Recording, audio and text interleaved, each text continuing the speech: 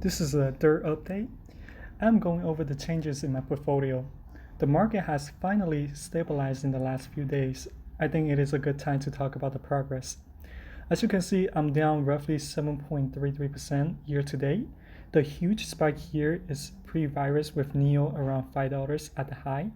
At the time, this portfolio was consisting mainly of NEO and its call options.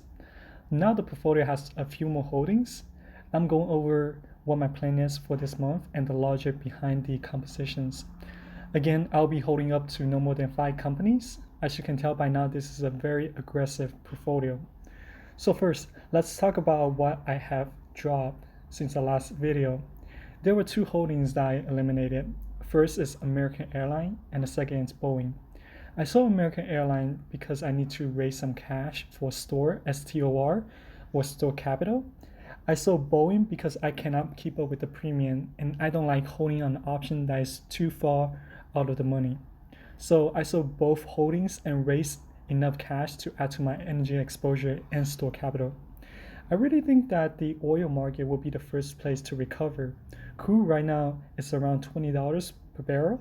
Domestic oil companies just can't survive on that for a long time. The world producers like the Russian and the Saudis will get hurt even more if they continue this price war. It is not like their economy is in good shape coming into this price war. There will be a compromise deal between the world producers. As of making of this video, OPEC, Russian, and other oil-producing nations have agreed with nearly a 10% cut in the production. And this is according to theinvesting.com, and I'll put the link in the description. This is good news for the energy sector, but the demand problem still remains. I think the question regarding demand is not if the demand is going to pick up. I know it will pick up. The question is when it will pick up. So I am positioning my portfolio for that. For my past video, I have 13 out of the money red call. I believe it's $3 spread with $7. And I sold those and bought 28 call spreads. Right now, the spread is 50 cents for January of 2022 and then $3 January of 21. Again, this is a diagonal spread.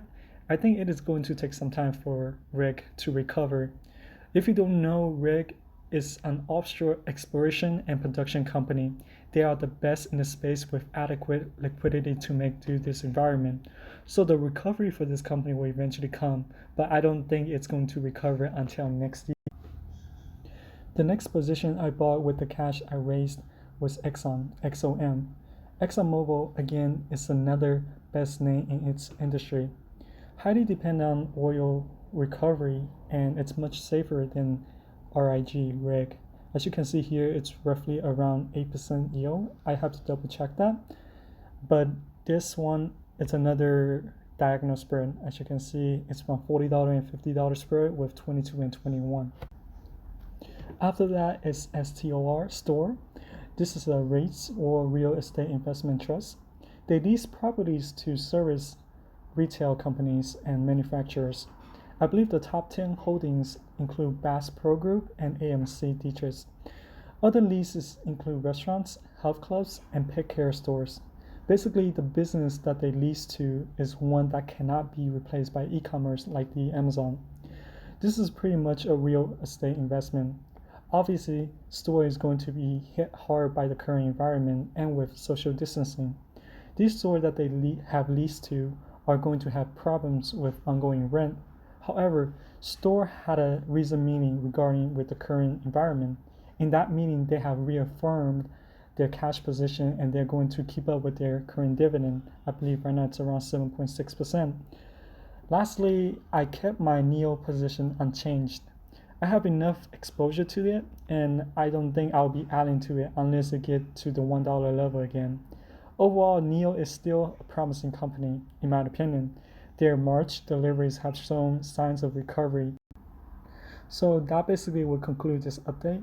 I still have roughly around 4% of cash position. I am going to wait and add more to either STOR or Exxon in the nearby future.